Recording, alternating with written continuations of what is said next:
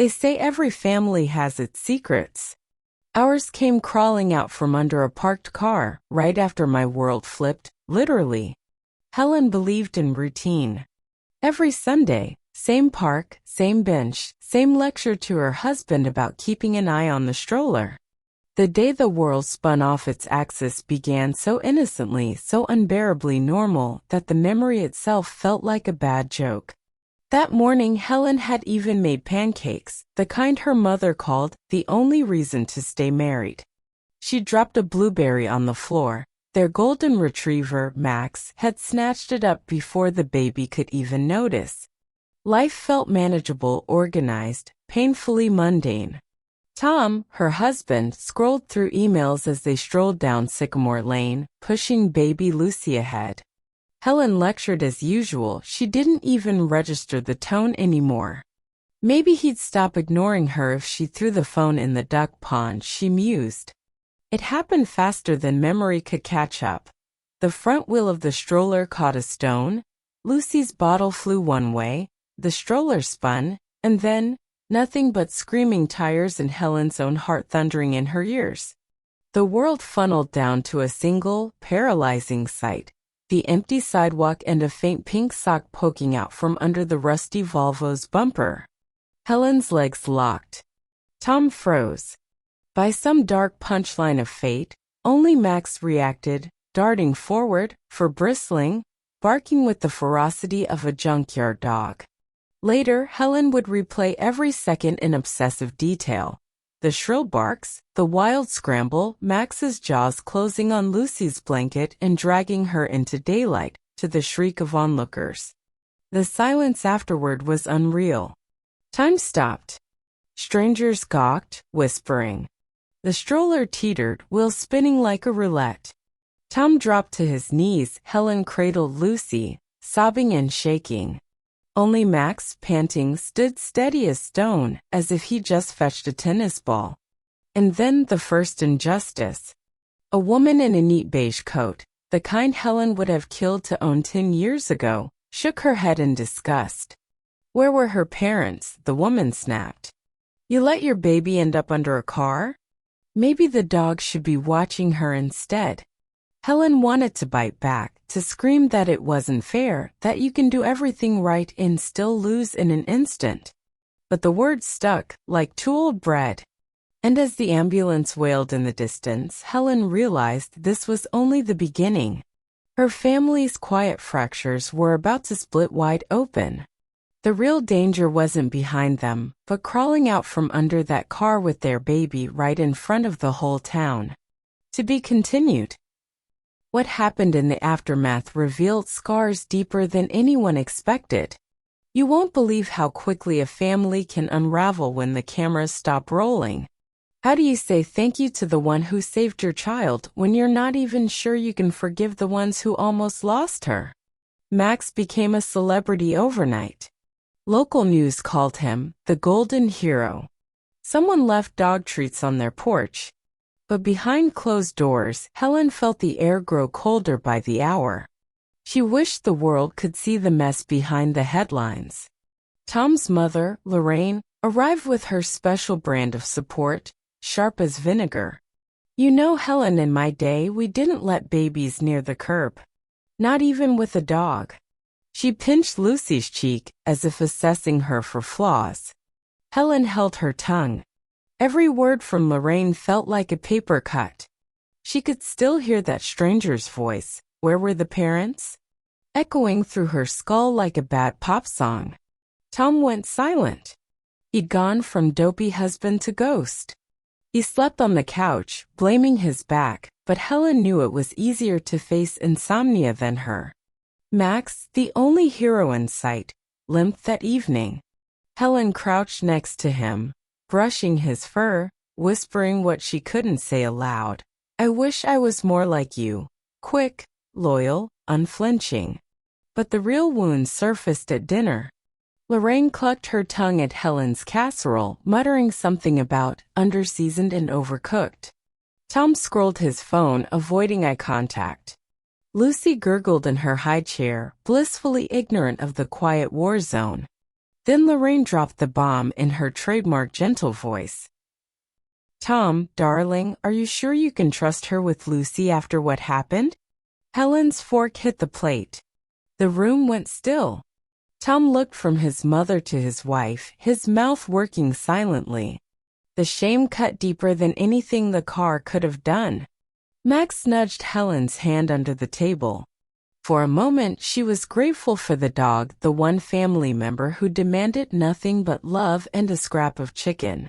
But that night, as Helen stared at the ceiling, she wondered, was the real danger ever the car, or the secrets in their own house? Everything changed when Helen found out what Tom had really been hiding. Stay for the twist, because some betrayals are worse than any accident. What's worse, nearly losing your child or learning the truth about the one person you trusted most? Helen's phone vibrated at 3:12 a.m. A message from Tom, "I'm sorry." 2 words and suddenly the world spun again. She found him in the kitchen, staring at an empty bottle of antacids. The light from the fridge painted him ghostly. He didn't look up. "I should have fixed the stroller," Tom mumbled. "It wasn't your fault. I knew that Will was loose for weeks." Helen's breath caught. All those Sundays she'd nagged, all those times she'd felt like the villain. He'd known. He'd lied. That's not all. Tom's voice was smaller than Lucy's baby shoes. "My boss called. He said they want me gone after this week. I didn't tell you because I thought I'd fix it first." Helen felt an icy rage. Not at the job, at the lies. The layers. The shame she'd been made to carry while he walked around sulking like a wounded martyr. "You let me take the blame," Helen whispered. "You let your mother, everyone, think it was my fault." Tom's face crumpled. For the first time, she saw the man she'd married, not the shell he'd become. She felt a flash of pity, sharp as a paper cut. "Do you even want to be here?" she asked. "With us? Or is it just easier to hide behind your phone?" Tom said nothing. Helen returned to the nursery, curling next to Max on the rug, Lucy soft breathing in the dark. She stroked the dog's ears, the only living thing in the house that had shown up, no questions asked. And for the first time, she let herself cry. The family dinner that followed would explode all their secrets publicly. Don't miss how one dog forced everyone to face the truth. Sometimes it takes a silent witness to drag the truth into the open. Ours had 4 legs and a tail. The next Sunday, Helen invited Lorraine for dinner, her idea of truce or more honestly, final battle. The news van parked outside, hoping for a shot of the hero dog. Max, freshly bathed and mildly annoyed, flopped near the door. Helen set the table with her best, never-used plates. She'd considered poisoning Lorraine but settled for extra parsley. Sarcasm, her only weapon left. Dinner began as usual, Lorraine holding court, Tom monosyllabic, Lucy throwing peas. The doorbell rang. A local reporter arrived, begging for just a family photo. "Why not?" Helen said. "Let's show them how picture-perfect we are." Tom shot her a look. Max trotted over, sitting between Helen and Lucy. The reporter, notebook ready, asked, "So, what lesson have you learned from all this?" Helen laughed, a hard, brittle sound. "That sometimes the dog is smarter than the adults." Lorraine bristled. "Maybe if some people listen to advice." Tom interrupted, voice breaking. "I lied. About the stroller. About everything." The room froze. Even Lucy looked up. The reporter's pen hovered in midair. Helen let the silence stretch. Max nudged Lucy, who giggled, breaking the tension. The dog's gentle, steady presence filled the gaps that words never could. Helen finally spoke, eyes fixed on Lorraine. "We're not perfect. We mess up. But we fix it. And sometimes it's the dog who saves us from ourselves." Tom sobbed. Lorraine, for once, was speechless. Max licked Lucy's face, earning a round of laughter, real, shaky, but honest. Outside, the news van rolled away. The reporter's story would never capture what happened next. A family cracking, then, just maybe healing. But could forgiveness truly take root, or would old wounds poison the future? The final chapter will leave you questioning what it really means to be a family. Is it possible to forgive when the world expects you to forget? Or do some scars become a family's only true inheritance? Months passed. Headlines faded. The Volvo was towed away, the park bench replaced. Helen's life settled into a new, raw rhythm, one where messiness was worn openly like an old sweater. She went back to work, Tom too, at a new job, one he hated less. Lorraine visited less, which Helen counted as a win.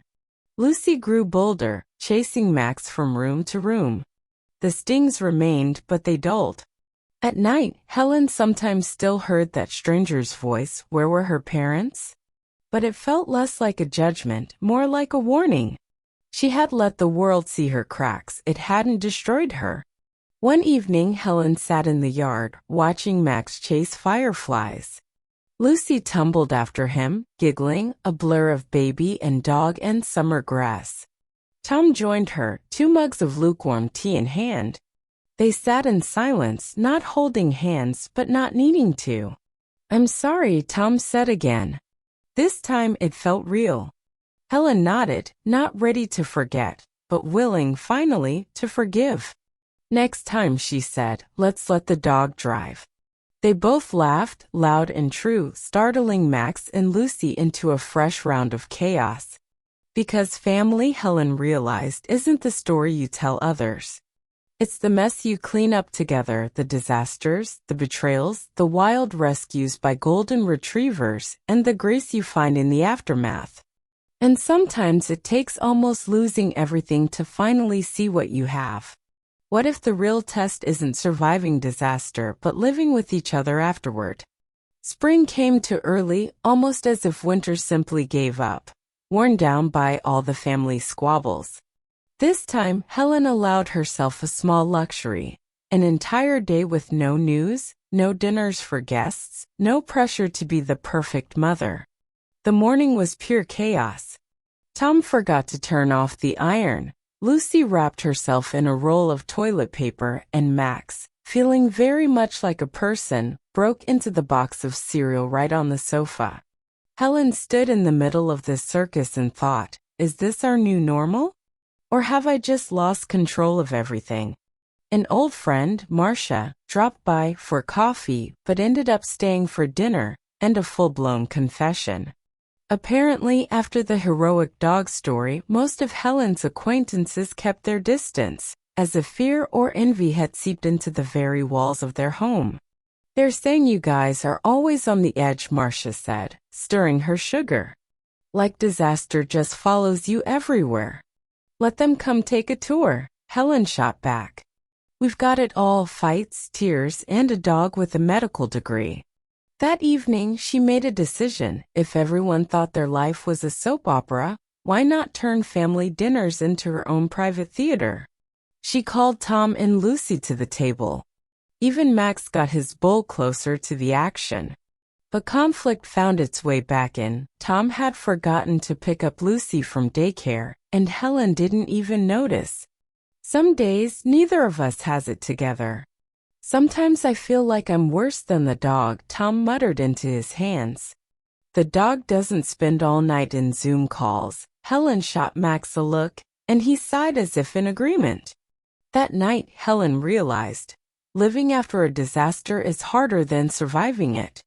You don't just have to make it through, you have to learn to trust again.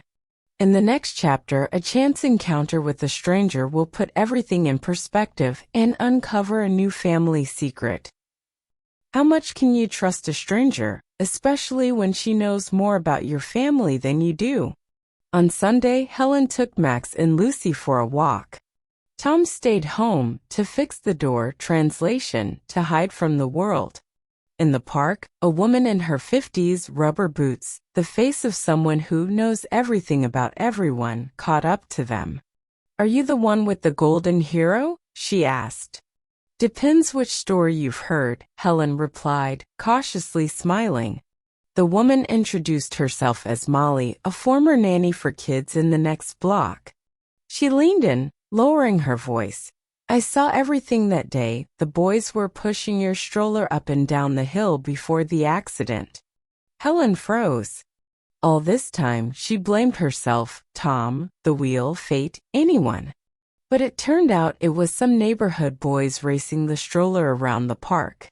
No one had confessed and everyone stayed silent. I wanted to step in, Molly said, looking guilty. But I was scared they'd blame me. Helen felt a weight lift off her shoulders. She hadn't been a bad mother. She'd simply been a mother at the wrong place at the wrong time.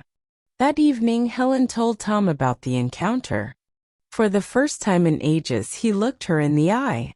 Why do we always end up with the worst explanation? He asked. Because no one ever gives us a second chance, she sighed. But now they were closer. The secret that had bound them so tightly suddenly dissolved. But the real finale is still ahead. Helen still has one hard choice left to make. Don't miss the resolution. What would you risk for a second chance when you finally learn the whole truth? Lucy's birthday. Guests, balloons, a cake decorated with Hero Max. Helen watched her family with a new, strange sense of peace. Molly was there too. A symbol of change, a living reminder, sometimes it's worth telling the truth, even when it's uncomfortable. At some point, Tom stood up with a glass of juice. Friends, each of us has had a chance to mess up, and a chance to make it right. Thank you for forgiving my mistakes and for teaching me to love life, not some perfect script. Everyone applauded, and Helen felt warmth in her chest. She looked at Max, patiently waiting for a slice of cake. After the party, Helen stepped out into the yard. There was the stroller, the same one. Now it looked harmless, almost touching. She approached, touched the handle, and for the first time in ages, didn't feel afraid. Max came up and nudged her hand with his nose. So, Hero, Helen whispered, looks like it's just you and me, one pack. That night, the family went to bed with all the doors open. Even Tom, for the first time in months, didn't retreat to the couch. Helen thought, maybe our happiness isn't in perfect photos for the news, but in being together, no matter what. The end.